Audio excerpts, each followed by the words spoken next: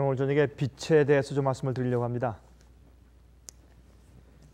성경의 빛은 진리를 말씀하고 있습니다.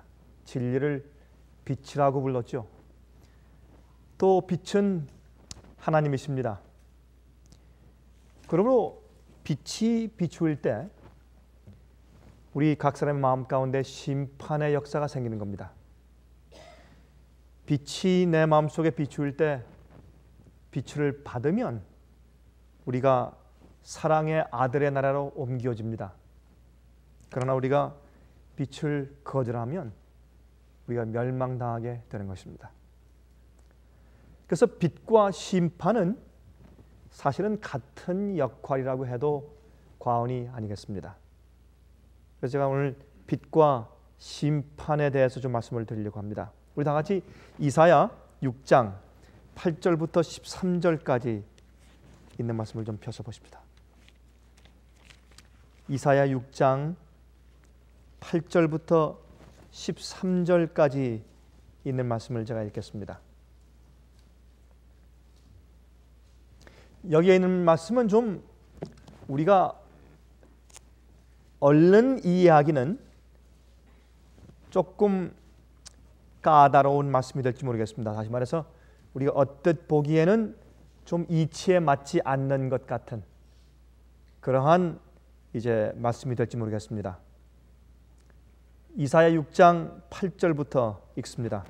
내가 또 주의 목소리를 들은즉 이르시되 내가 누구를 보내며 누가 우리를 위하여 갈꼬 그때 내가 가로되 내가 여기 있나이다 나를 보내소서.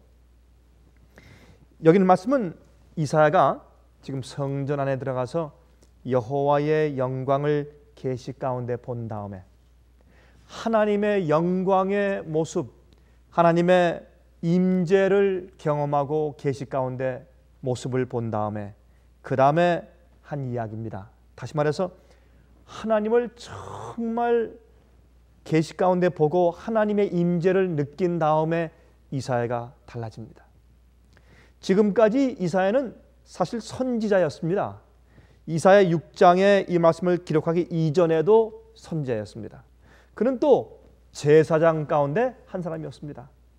그러나 지금까지 부르심이라고 하는 그런 뜻은 그의 마음 가운데 그저 주님께서 내게 맡기신 임무가 있고 또 사명이 있고 기별이 있다고 생각했지만 이 가슴에 이 점여오도록 가슴에 사무치게 일할 수 있는 그런 마음은 사실은 없었습니다. 이 교회에 또 그 나라에 배도가 있었죠. 그때 참 교회에 또한 나라에 배도가 있구나. 참 안 됐다. 슬프다. 아마 그 정도였겠죠. 또한 불쌍한 사람들, 또 진리를 알지 못하는 사람들, 율법을 알지 못하는 사람들 내가 가르쳐야지 하는 부담 가운데서 애를 쓰긴 썼겠죠. 그러나 가슴에 사무쳐 오진 않았습니다. 그러나 그가 이제 이 하나님의 임재를 직접 보고 계시를 본 다음에 달라졌습니다. 지금까지 옆집에 불이 났을 때 옆집에 불이 났구나. 참 안 됐다. 얼마나 고생이 심할까. 이 추운 날 또 집이 탔으니 이제 어디 가서 자며 무엇을 덮을까. 참 안 됐다는 그런 동정심은 마음 가운데 있었을지 모르지만 그러나 옆에 집에 불이 난 것이 자기 집에 불이 난 것처럼 그리 가슴이 아픈 일은 아니었을지 모릅니다. 그러나 그가 하나님을 보았습니다. 인간의 성인 군자를 본 것도 아니고 어떤 도덕적이고 윤리적인 훌륭하고 착한 사람을 만난 것도 아닙니다. 하나님을 보았습니다. 사랑의 그 결정체인 하나님을 만났습니다. 세상을 창조하시고 타락한 인류를 사랑하시고 긍휼히 여기시되 참 독생자까지 보내실 정도로 사랑하시는 큰 하나님을 만났습니다. 그 하나님을 보고 나니까 이사야의 마음이 달라졌습니다. 그때 이제 누가 나를 위해서 갈고 하니까 여기 내가 있습니다. 날 좀 보내주십시오. 이 이야기는 이제 하나님께서 인간을 구원하신 역사가 얼마나 절실한가 하는 것을 이사야가 마음 가운데 깨달았다 그런 뜻입니다. 이제 9절입니다. 여호와께서 말씀하시되 가서 이 백성에게 이르기를 너희가 듣기는 들어도 깨닫지 못할 것이요 보기는 보아도 알지 못하리라 하여 이 백성의 마음으로 둔하게 하며 그 귀가 막히고 눈이 감기게 하라.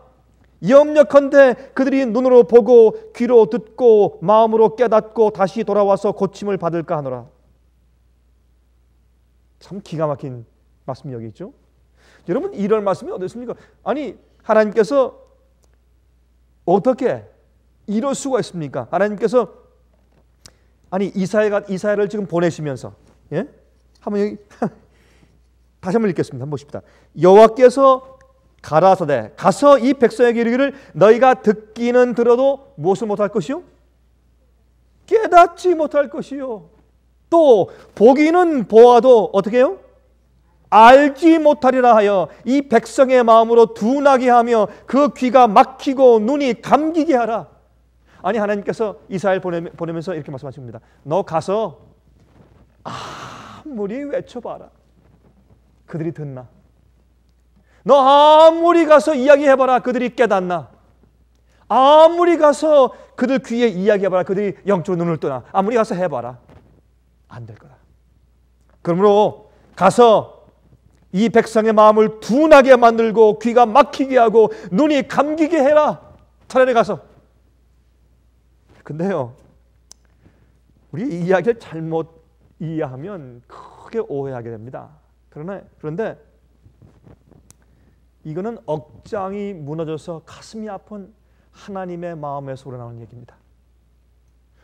여러분들 아무리 말해도 듣지 않고 듣지 않아서 반역해서 집 나간 아이들 보고 그 부모가 어떻게 말합니까? 그 부모의 심정이 이런 심정이 아니겠습니까? 그렇죠? 아무리 얘기해봐도 듣지 아니하고 정말 청개구리 모양 그냥 곁길로 나가는 그런 아이를 보고 그 뒷모습 보고서 눈물 지으며 사는 어머니의 심정이 바로 이런 심정이 아니겠습니까? 이사야는 지금 하나님의 모습을 계시를 보았어요. 그 다음에 과거에 그저 어느 형식적인 부담이 있었지만 지금 죄인들을 보고 교회를 향해서 가슴이 저며오듯이 정말 가슴이 아파오는 그런 정말 뜨거운 그런 부담감을 느끼고 주님께서 누가 날 위해 갈까 이제? 예, 내가 여기 있습니다. 나를 보내주십시오. 이렇게 자원한 이사야에게 예수께서 말씀하시는 겁니다. 이사야야, 너 이제 가서 지금까지 내가 제사장이기 때문에 또 선지자이기 때문에 내가 맡은 사명감 때문에 의무감 때문에 내가 가서 해야 할 어떤 책임감 때문에 해왔지만 그것 말고 내가 정말 교회를 사랑하고 내가 정말 영혼들을 사랑해서 외쳐보아라. 그냥 의무감으로 설교하는 것 말고 내가 한마디 함으로 그 영혼들이 정말 돌이켜서 회개하고 구원받아 영혼이 살 수 있는 사람 되게 하기 위해서 그렇게 되게 만들고자 하는 그런 간절한 심정으로 이야기하다가 또 실망하고 또 얘기하면 또 실망하고 얘기해도 듣는 사람들이 없어 또 실망을 수십 번, 수백 번, 수만 번 해보아라. 지금 그렇게 말씀하시는 겁니다. 예수님께서 말씀하기를 가보아라. 아무리만 해도 그 사람들이 귀가 먹었다. 깨닫지 못하고 눈을 뜨지 못할 것이야. 눈이 멀었다. 아무리 얘기해봐라. 그들의 마음은 세상의 정욕과 세상의 욕심으로 자기의 명예심으로 가득 차 있기 때문에 신령함이 없는 사람들이라 아무리 얘기해봐라 그들이 듣나? 차라리 가서 눈을 멀게 하고 눈을 둔하게 하고 귀가 막히게 하고 눈을 감기게 하라. 염려컨대 그들이 눈으로 보고 귀로 듣고 마음으로 깨닫고 다시 돌아와서 고침을 받을까 하노라. 내가 두렵다. 그들이 눈을 떠서 돌아올까 봐 두렵다. 이거는 정말 반역해서 떠나는 탕자 보고 하는 얘기죠. 그렇죠? 그래 가라. 네가 다시 돌아올 거냐. 엄마 무섭다. 가라. 다시 돌아오지 말아라. 이런 엄마의 심정이에요. 여러분 이해하시겠습니까? 우리 이렇게 이해하면 이 8절부터 있는 이 이야기는 하나님의 마음에서 우러나오는 눈물이에요. 주님의 마음속에서 우러나오는 상처에서 우러나오는 눈물입니다. 11절에 말하기를 내가 가로되 주여 어느 때까지니까 주님, 그러면 이 백성들이, 이 교회가 이렇게 귀가 막히고 이렇게 눈이 멀고 진리를 알지 못하고 이렇게 회개치 않고 이렇게 뻔뻔스럽고 반역적이기를 어느 때까지 하겠습니까? 답변하십니다. 대답하시되 성읍들은 황폐하여 거민이 없으며 가옥들에는 사람이 없고 이 토지가 전폐하게 되며 사람들이 여호와께 멀리 옮기워서 이 땅 가운데 패한 곳이 많을 때까지니라 그랬습니다.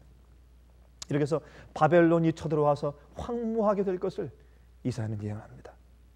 그러나 여기서 끝나지 않습니다. 13절에 소망이 있습니다. 그 중에 10분의 1이 오히려 남아있을지라도 이것도 삼키운 바 될 것이나 밤나무 상수나무가 배임을 당하여도 그 그루터기는 남아있는 것 같이 무슨 씨가? 거룩한 씨가 이 땅의 그루터기니라 하겠습니다. 거룩한 씨가 이 땅의 그루터기니라. 참 여러분, 지금 이사야가 지금 무슨 말씀을 하고 있는지 좀 감이 잡히시죠? 그렇습니까? 아니, 안 잡히면 안 잡힌다고 말씀을 하시고 여러분, 이게 무슨 뜻인지 이해가 되면 감이 잡힌다고 얘기를 하시고, 여러분 감이 잡히십니까? 좀 어려우십니까?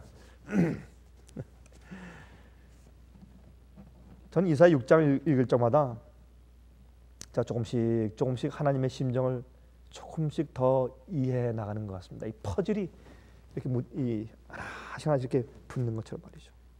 그런데요, 여기에는 이 말씀을 제가 이사야 6장을 제가 다 설명할 시간이 없기 때문에 여러분께서 아마 이 정도면 이제부터 이것을 기초해서 계속 읽으시면 이게 무슨 뜻인지 이해하시게 되실 것입니다. 그런데 지금 말씀한 우리 이 말씀을 기초로 해서 마태복음 13장을 가서 좀 볼까요? 마태복음 13장입니다. 예수님께서 이 말씀을 인용해서 하신 말씀입니다. 마태복음 13장 10절부터 있는 말씀을 좀 보실까요? 다 읽지 않겠습니다. 몇 절만 읽고 요한복음 12장으로 가겠습니다. 마태복음 13장을 먼저 봅니다. 10절부터요.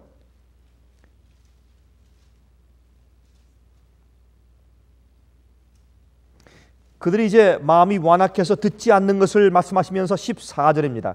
이사야의 예언이 저희에게 이르렀으되 너희가 듣기는 들어도 깨닫지 못할 것이요 보기는 보아도 알지 못하리라. 이 백성들의 마음이 완악하여져서 그 귀는 듣기에 둔하고 눈은 감았으니 이는 눈으로 보고 귀로 듣고 마음으로 깨달아 돌이켜 내게 고침을 받을까 두려워함이라 하였느니라 그랬습니다.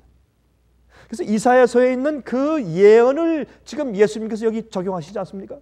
예수께서 빛이 이 땅에 왔는데 어둠이 빛을 깨닫지 못한 겁니다. 그렇죠? 자, 요한복음 12장 보십시다. 요한복음 12장 35절부터 43절까지 보겠습니다. 요한복음 12장 35절부터 43절까지입니다. 예수께서 가라사대 아직 잠시 동안 빛이 너희 중에 있으니 빛이 있을 동안에 다녀 어둠에 붙잡히지 않게 하라. 어둠에 다니는 자는 그 가는 바를 알지 못하느니라. 너에게 아직 빛이 있을 동안에 빛을 믿으라. 그리하면 빛의 아들이 되리라. 예수께서 이 말씀을 하시고 저희를 떠나가사 숨으시니라. 왜? 그들이 예수님을 치려고 했어요.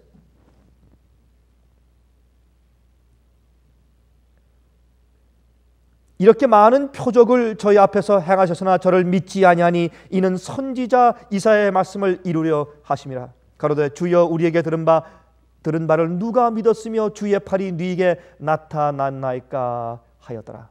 저희가 능히 믿지 못한 것은 이 까닭이니 곧 이사야가 다시 일렀으되 저희 눈은 멀게 하시고 저희 마음은 완고하게 하셨으니 이는 저희로 하여금 눈으로 보고 마음으로 깨닫고 돌이켜 내게 고침을 받지 못하게 하려 함이라 하였습니다.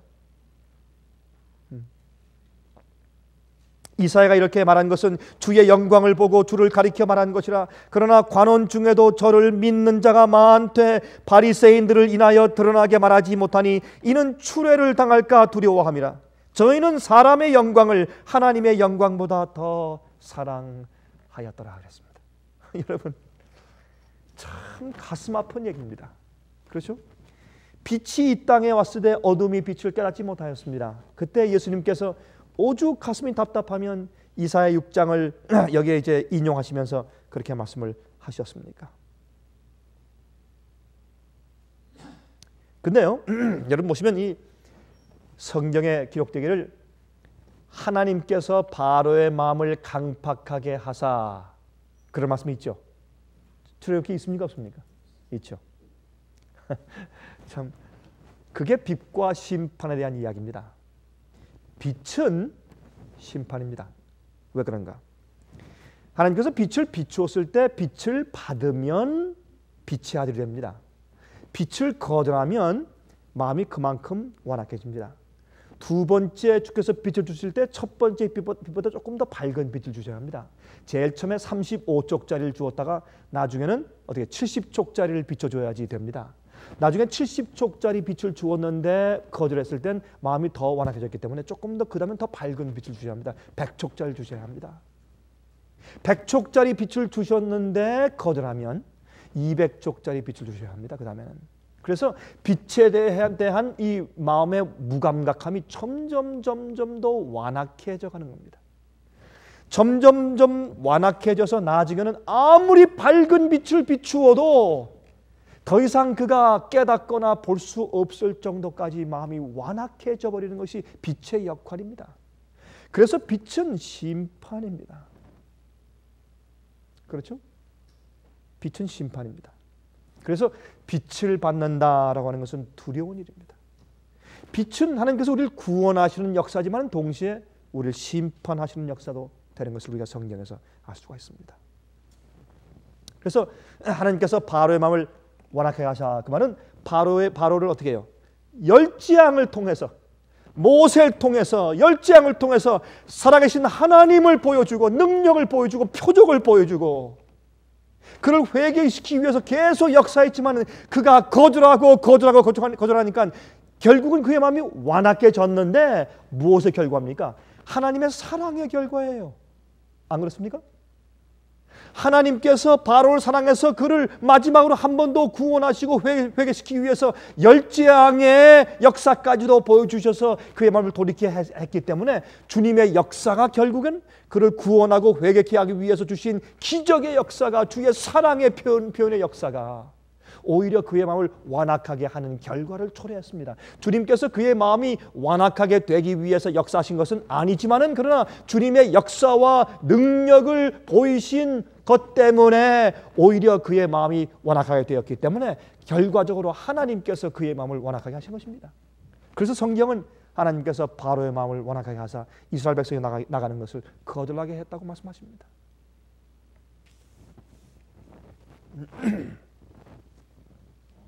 요한복음 3장 17절 보십시다. 요한복음 3장 17절입니다. 요한복음 3장 17절. 우리가 요한복음 3장 16절은 많이 알지만 요한복음 그 바로 다음 절에 있는 17절 말씀은 자주 읽지 않는 편입니다. 하나님이 그 아들을 세상에 보내신 것은 세상을 어떻게 하려 하심이 아니요 심판하려 하심이 아니요 저로 말미암아 세상이 무엇을 얻게 구원을 받게 하려 하심이라 했습니다.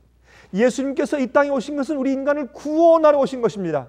그러나 유대인들의 지도자들과 많은 유대인들이 그들이 마음이 완악하게 되어서 그들이 멸망당했습니다. 은혜 시간이 끝났습니다. 왜? 하나님께서 그들을 심판하러 오신 것이 아니라 구원하러 오셨는데 왜 그렇습니까? 주님은 빛이기 때문에 그렇습니다. 여러분, 빛은 진리입니다. 하나님은 진리입니다. 우리가 하나님을 어떻게 합니까? 진리를 통해서 합니다. 성경은 현시된 계시된 진리입니다. 이 진리는 점진적으로 점점 더 밝아지는 것입니다. 의인의 길은 돋는 햇볕 같아서 나중에 완전한 광명으로 이르러야 합니다.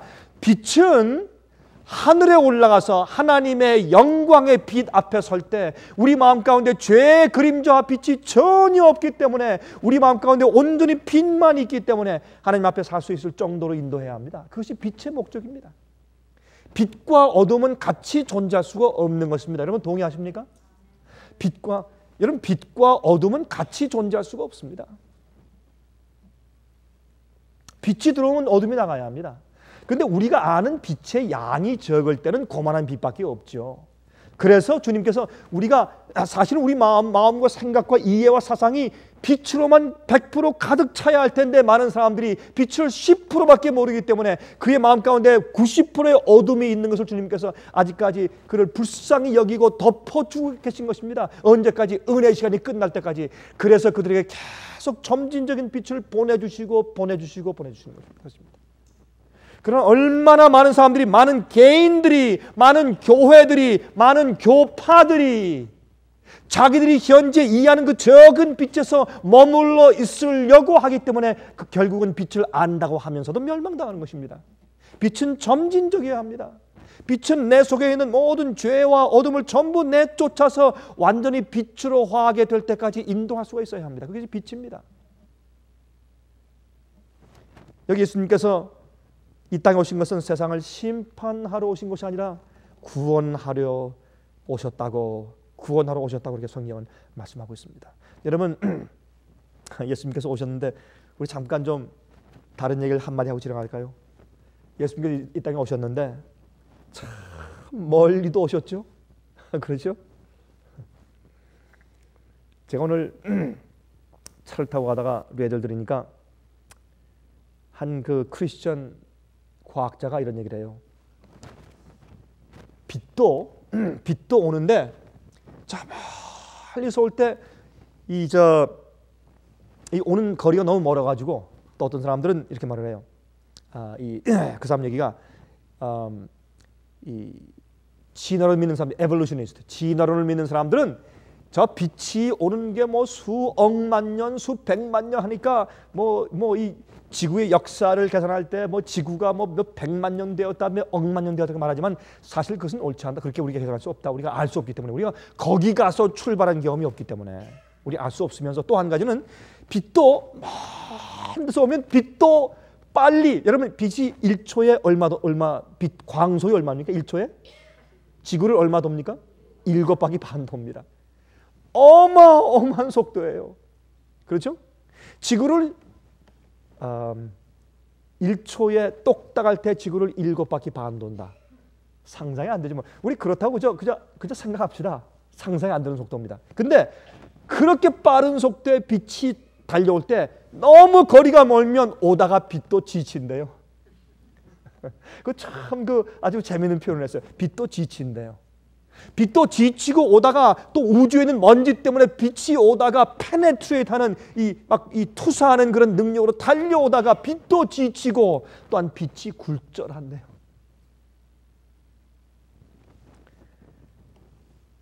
제가 그 얘기를 들으니까 이런 생각이 들어왔어요. 참 예수님이 멀리도 오셨다. 참 멀리도 오셨지. 큰 먼 데서 우리에게 이 어둠 가운데, 죄 가운데 죽어가는 이 우매하고 고집세고 반역스럽고 포기하기를 더디하고, 이러한 이 어둠 가운데 멸망으로 치달아가는 이 지구의 인간을 구원하기 위해서 참 멀리도 오셨어요. 빛도 달려오다가 지칠 만큼 그 먼 거리에서 우리 주님이 오셨어요.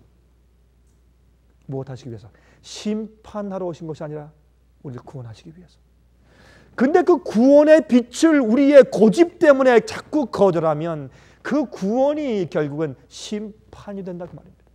우리에게 빛을 주시지만 그 빛을 거절할 때 그 빛은 내게 심판의 역할을 한다고 말입니다. 그러므로 진리를 안다는 것은 무서운 일입니다. 진리를 안다는 것은 두려운 일입니다. 요한복음 5장을 보십시다. 요한복음 5장 24절.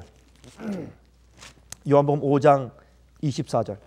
내가 진실로 진실로 너희에게 이르노니 내 말을 듣고 또 나 보내신 이를 믿는 자는 영생을 얻었고 심판에 이르지 아니하나니 그랬습니다. 여러분, 심판받지 않는 것이 아니라 정죄받지 않는다고 말입니다. 모든 사람은 다 심판을 통해서 구원받습니다. 그러나 정죄당하지 않는다고 말씀합니다. 그런데 보세요.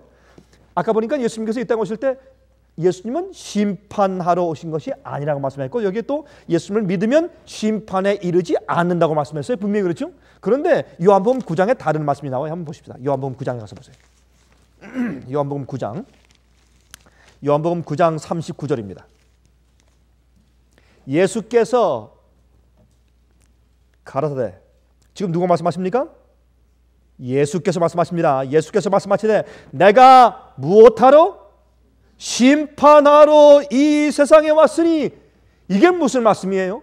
같은 요한복음에 두 가지 다른 말씀이 나옵니다. 우리가 성경을 연구할 때 어떤 때 서로 상충되는 말씀들을 발견합니다. 그때 전체 그 장이나 성경에 난 문맥을 보면서 충분히 이해할 수가 있는 것입니다. 이건 처음에는 심판하러 온 것이 아니라고 말씀했는데 여기 말씀하기를 내가 심판하러 이 세상에 왔다고 말씀했습니다. 왜요? 보지 못하는 자들은 보게 하고 보는 자들은 소경되게 하려 함이라 했습니다. 예수님께서 이 땅에 오셔서 사시는 생애를 보고 주께서 말씀하시는 빛과 진리를 통해서 사람들이 심판받는 것입니다.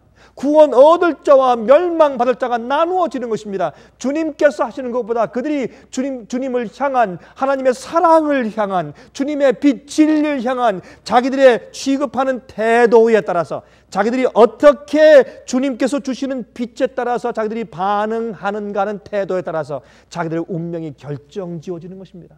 그러므로 예수님께서 오셔서 심판하러 오신 것은 아니지만 주님의 삶과 사랑과 빛이 나가니까 자연적으로 빛 때문에 심판이 이루어지는 것입니다. 결과적으로.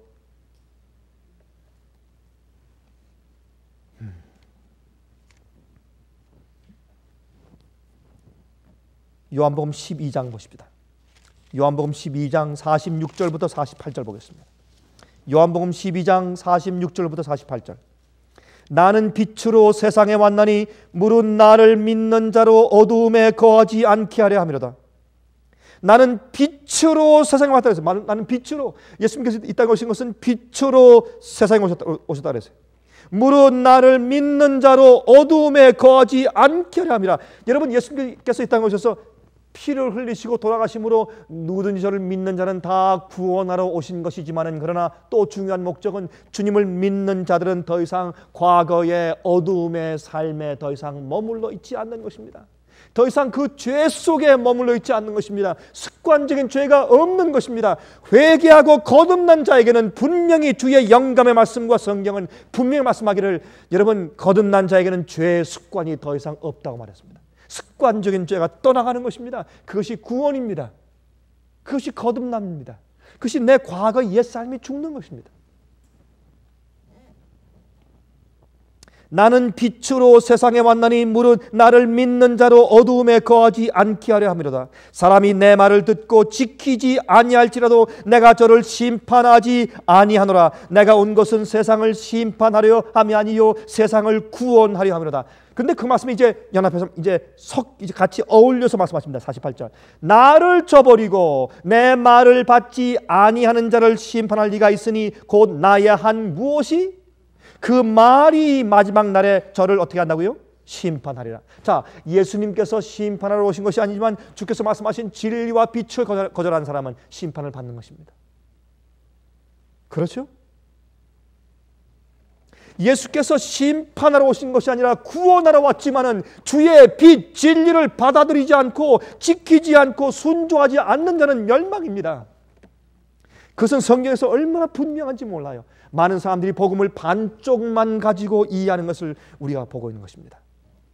그러므로 빛과 진리는 심판의 역할을 하는 것을 우리가 압니다. 구원의 역할 반면에 또 심판의 역할을 하는 것입니다. 여러분, 진흙과 바다가 있죠. 똑같은 태양빛을 비추어도 바다는 녹습니다. 진흙은 굳어집니다. 우리의 마음이 굴복된 상태에 있는지 아니한지, 우리가 주님의 사랑에 너무 감사해서 내 마음을 주 앞에 굴복해서 거꾸로져 주 앞에 내 마음을 바쳤는지 않았는지에 대한 내 마음의 밭이 어떠한지에 따라서 거기에 뿌려진 씨가 열매 맺든지 못 맺든지 하는 것 아니겠습니까? 마찬가지로 우리 속에 있는 마음 밭에 따라서 주의 빛을 받고 내 자신이 녹아져 없어지고 예수께서 계시든지 아니면 더 굳어져서 나에 대한 나의 고집과 나의 의지가 더 강해지든지 둘 중에 하나인 것입니다. 제가 한번 설교를 한 다음에 화를 내는 사람을 보았습니다. 그러면 제가 설교한 다음에 화를 낸 사람은 남자가 아니고 여자분입니다. 근데 물론 제가 설교한 다음에 화를 내는 남자분들도 제가 종종 본 적이 있습니다만, 제가 설교한 다음에 제 설교에 대한 반응으로 아주 몹시 화내는 사람을 제가 한 사람 보았는데, 그 사람이 여자분이었습니다. 근데 대단히 화를 냈어요. 근데 제가 설교한 설교가 뭐가 어떻게 잘못됐길래 저렇게 화를 낼까 제가 잘 몰랐어요, 처음에는. 나중에 집에 돌아와서, 집에 돌아온 게 아니라 그 집회가 끝난 다음에, 제가 1년에 집회할 때였는데, 집회가 끝난 다음에 제가 가만히 생각해보니까 그분이 화를 내게 된 그 내용이 바로 이런 것이었겠다라는 것을 제가 이해하게 되었습니다. 제가 그때 그 청중 가운데 있는 어떤 사람들을 염두에 두고 말한 것은 물론 전혀 아니죠. 특별히 거기에 있는 그분을 제가 염두에 두고 말했을 일은 전혀 없죠. 또 설교할 때 그렇게 해서도 안 되고, 설교가 어떤 사람을 치기 위한 기회가 아니니까, 그렇지 않습니까? 근데 이제 제가 성경을 해석하고 적용하는 제 설교 내용 가운데서 아마 그 사람 마음 가운데 있는 그 우상을 깊이 때린 거예요. 그게 그렇게 아팠던 모양이에요. 그게 자기 마음속에 가시로 와서 박힐 때, 내가 주의 반석에 떨어져 깨지든지 아니면 주의 반석이 내 위에 떨어져 내가 죽든지 둘 중 하나입니다. 그때 이 여인은 자기 자신의, 자기의 프라이드와 자기의 자존심과 자기의 우상을 지키기로 결심했던 거거든요. 그래서 화를 냈습니다. 물론요, 우리가 설교할 때요, 설교의 내용도 중요하지만 설교를, 그 진리를 어떻게 전달하느냐는 그 방법도 중요합니다. 그렇죠? 어떤 때는 진리의 내용만큼이나 방법이 중요해요. 방법을 잘못하면 말이죠, 진리의 내용을, 그 진리를 전하지 않은 것만 못해요.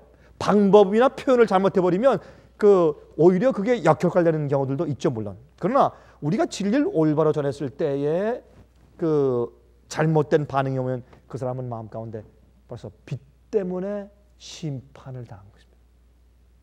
빛 때문에 심판이 온 것입니다. 여러분, 요한복음 1장 5절 보시겠어요? 요한복음 1장 5절.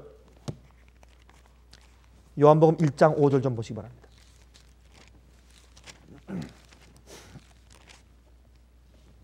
빛이 어둠에 비치되 어둠이 깨닫지 못하더라 그랬습니다. 주님께서 이 땅에 오셨을 때 우리가 거듭나지 아니하면 우리가 주님을 볼 수 없습니다. 여러분, 우리가 예수님의 인성 문제에 대해서 우리가 지난 화요일 날 같이 공부했지만은, 여러분, 예수님의 인성 문제를 이해할 때는 이렇게 이해합니다. 우린 예수님께서 이 땅에 오셨을 때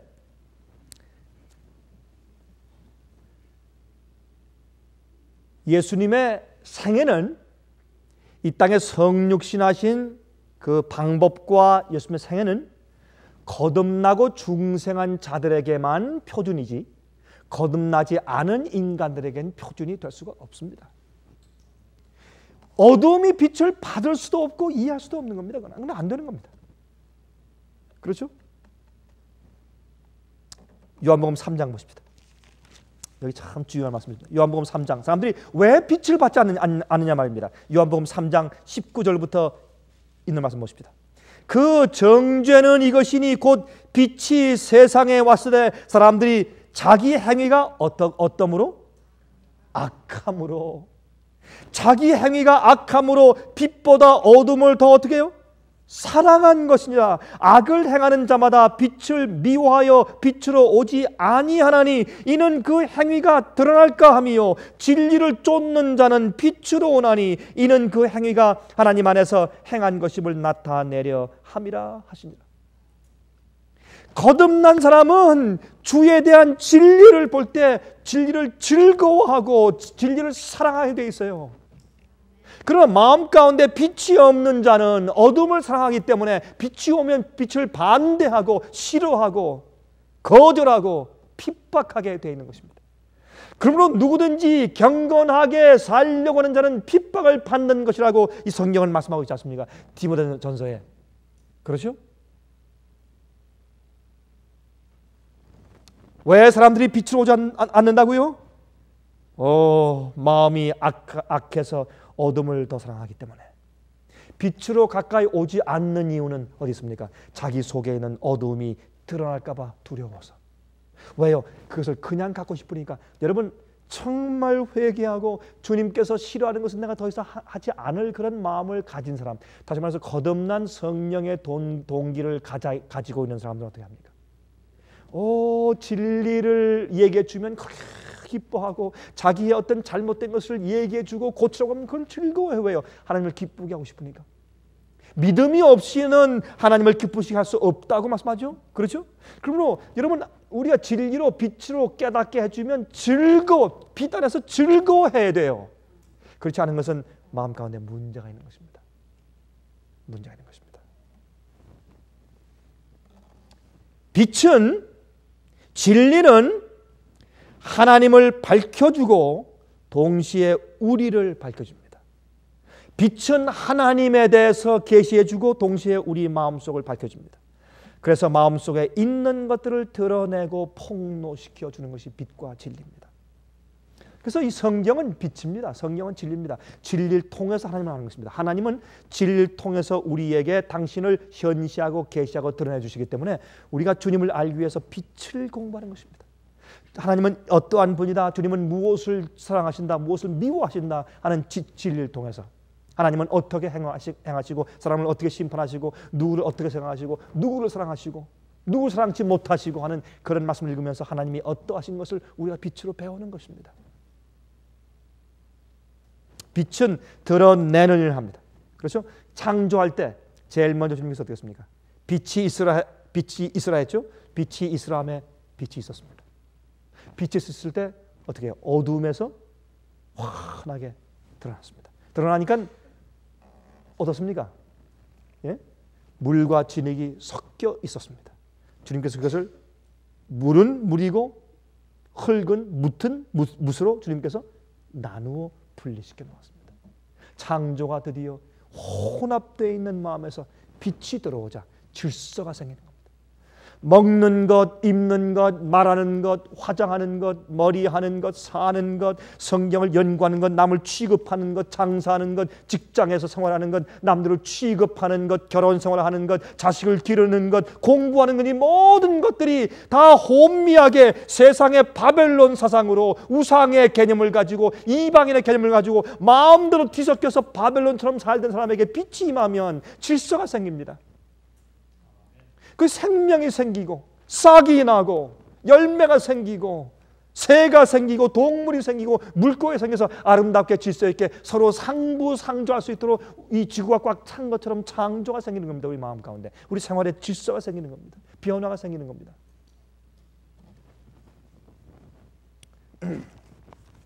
여러분, 고린도후서 11장 보십시다. 고린도후서 11장 31절 32절 보십시다. 이 말씀 보시면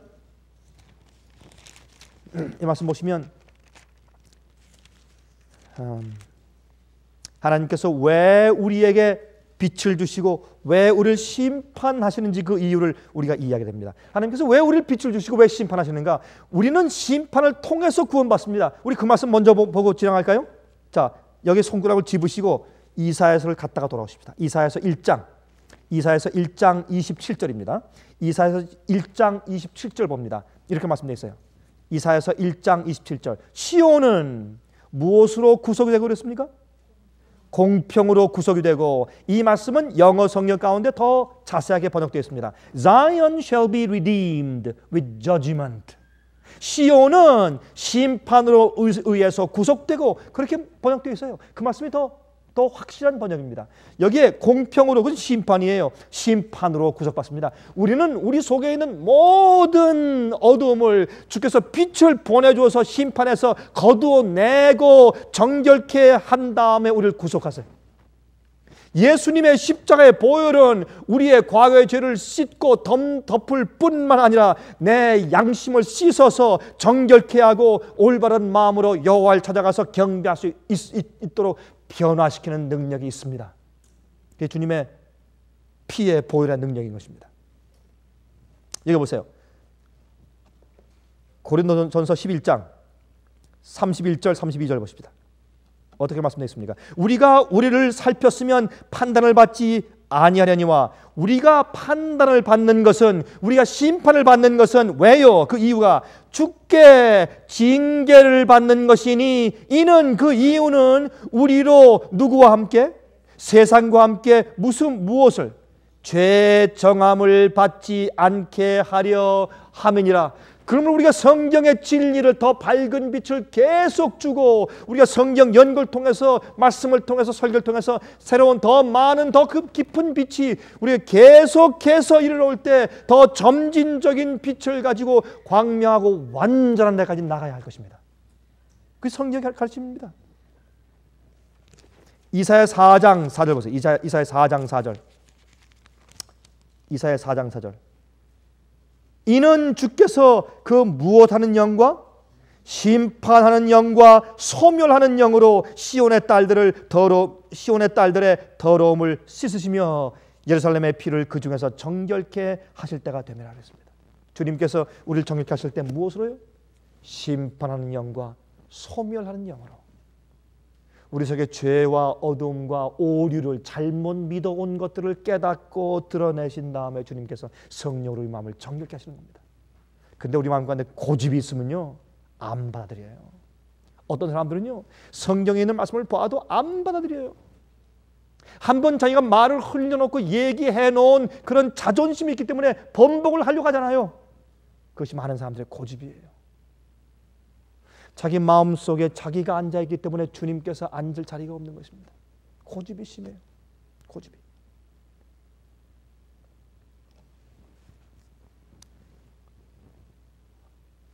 여러분 아나니아와 삽비라 이야기 아시죠? 아나니아와 삽비라.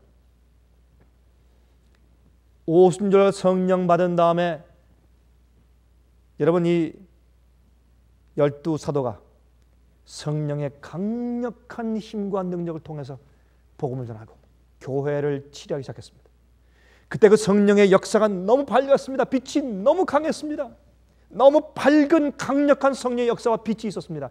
그 빛을 거절했을 때 아나니아와 삽비라가 거짓말함으로 쓰러져 그냥 땅바닥에 쓰러져 죽었습니다. 그렇죠? 왜 그렇습니까? 그 빛이 그 이전 빛보다 훨씬 더 강했어요. 강력한 빛이었습니다. 앞으로 늦음이 성령이 내린 다음에 이 세상에 큰 심판이 지나갑니다. 그때는 더 이상 기회가 없습니다. 받든지 거절하든지 둘 중에 하나입니다. 심판이 지나갑니다. 왜?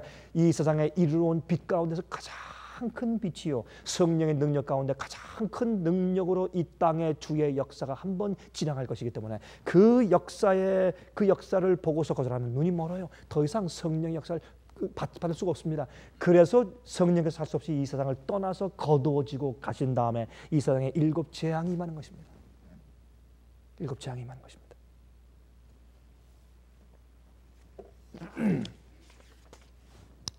제가 한 5분 동안만 짤막한 얘기를 하고 마치겠습니다. 여러분 1960년대에 중국의 왕명도라고 하는 그런 목사가 있었습니다. 왕명도 중국 목사님입니다. 근데 이분이 삼작교회를 운영하는 것을 거절했습니다. 그래서 감옥소에 잡혀갔습니다.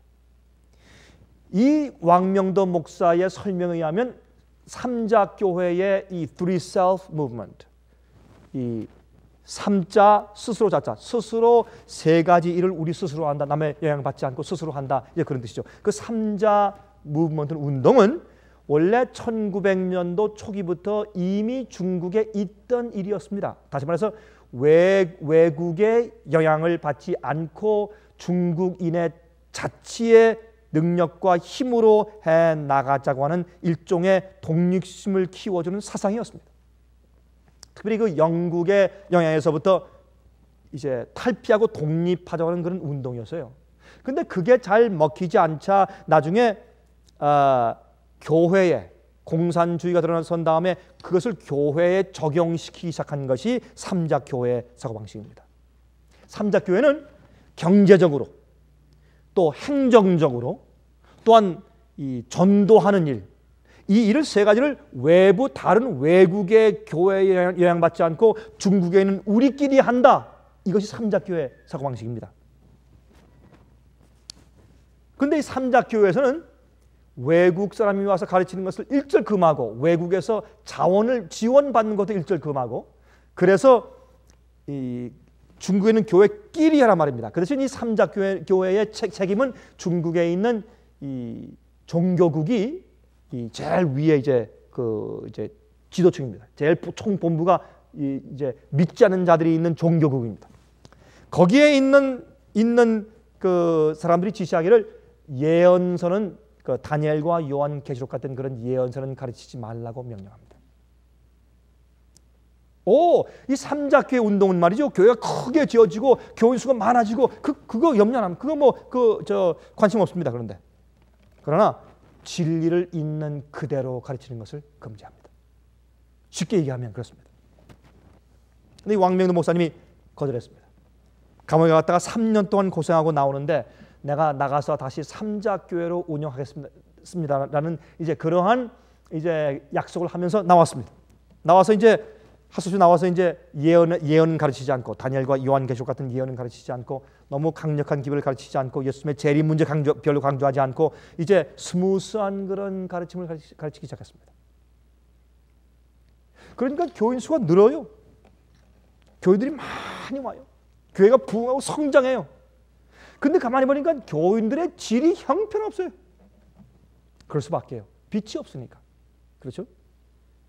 그래서 그 마음 가운데 양심이 가책에 성해서 다시 성경 있는 그대로 곧바른 증언, 예언을 가르치고 예수의 속히 오심을 증거하고 설교했어요. 그러니까 교인 수의 3분의 2 이상이 나가버려요. 교인 수가 다 떨어지고 조금밖에 남지 않습니다. 그때 이 왕명도 목사가 깨달았다는 겁니다. 삼자교회가 무엇이구나 하는 것을 그가 드디어 깨닫고 이해하게 되었다는 것입니다. 그래서 그는 나는 더 이상 이제 삼자교회 할 수 없습니다. 이것은 성경적이 아닙니다. 하고 자원해서 다시 보따리 싸들고 다시 자기가 자원해서 감옥소에 갔어요. 두 번째 감옥소에 갈 때 자기 부인을 데려왔습니다. 그래서 부인도 같이 왔어요. 부인은 3년 동안 고생하고 이 왕명도 목사는 20년 동안 감옥에서 고생하다 나와서 나중에 얼마 전에 죽었습니다. 여러분 부자 법관도 마찬가지입니다. 하나님 사랑합니다. 자기가 빛을 거절하고 있으면서도 자기 마음 가운데 비추어지는 빛을 전부 받지 아니하고 50% 아니 60% 70%만 수용하고 있으면서 하나님을 두려워하고 사랑하는 것처럼 보이면서 살 수가 있습니다.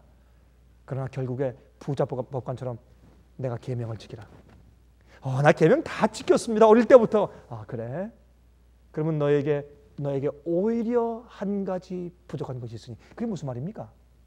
그것은 우리 마음 가운데 빛이 더 강력하고 큰 빛이 오면 내 속에 숨어있는 모든 어두운 그림자가 전부 다 폭로됩니다.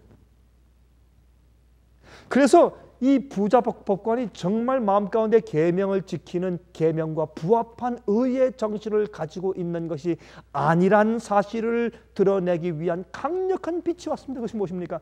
내가 가지고 있는 모든 소유를 팔아서 가난한 사람에게 주고 와서 나를 쫓으라. 그때 그의 마음 가운데 빛을 전부 다 받지 아니하고 어둠을 그냥 가지고 있기를 원했던 부자 법관의 마음이 폭로되었습니다. 그는 여기서 어둠을 택하는가 아니면 빛을 택하는가 그가 갈등하다가 어둠을 택하고 그가 재물이 많음으로 슬퍼하며 근심하며 가니라라고 성경은 말씀합니다. 여러분 우리 마음 가운데 아직도 우리가 거절하고 있는 빛이 무엇입니까? 우리가 알면서 아직도 거절하고 있는 빛이 무엇입니까? 아니면 어떤 의미에서 저게 분명히 연구하고 들어보면 빛일 것이기 때문에 빛이기 때문에 그것을 가서 짚기를 두려워하고 아직은 그 빛을 건드리려고 하지 않는 그런 타협의 정신이 있다면 그것이 우리 마음 가운데 어떤 것이겠습니까? 빛을 받으면 선택을 해야 합니다. 진리냐 직장이냐, 진리냐 명예냐, 진리냐 인기냐, 진리냐 돈이냐, 진리의 빛을 받으면 심판이 오는 겁니다. 여러분 올바른 선택하시기를 간절히 바랍니다. 하늘에 계신 우리 아버지, 우리를 구원하기 위해서 독생자 예수께서 오시되 그렇게 먼 길을 오심을 감사합니다. 우리에게 빛을 허락하셔서 어두움에서 구속하시고 영원한 빛 가운데 살게 하기 위해서 이 땅에 오시고 계시해 주신 것을 감사합니다. 저에게 선지자들 보내주시고 성경 주신 것 감사합니다. 때를 따라 돕는 이슬비를 주시고 또한 각 시대마다 밝은 점차적으로 전진하는 광명한 빛을 주심을 감사합니다. 주 우리 마음속에 고집을 가지고 주의 빛을 거절하는 일이 결단코 없게 하시고 주님 우리 마음속에 예수 그리스도의 온유함과 겸손한 마음을 허락해 주사 주께서 조용한 세심한 음성으로 말씀하실 때라도 성령이 의와 죄와 심판에 대해서 우리 마음에 말씀하실 때 그 조용한 음성 듣고 우리 마음 회개하고 우리 마음 주 앞에 굴복되는 생활 살게 도와주시옵소서. 완악한 심정을 버리게 해주시고 고집을 꺾어주시옵소서. 주여 소멸하는 영을 주시고 심판의 영을 베푸사 우리 마음을 정결케 해주시옵소서. 살아계신 예수 그리스도의 거룩하신 이름을 의지하여서 간절하게 기도합니다.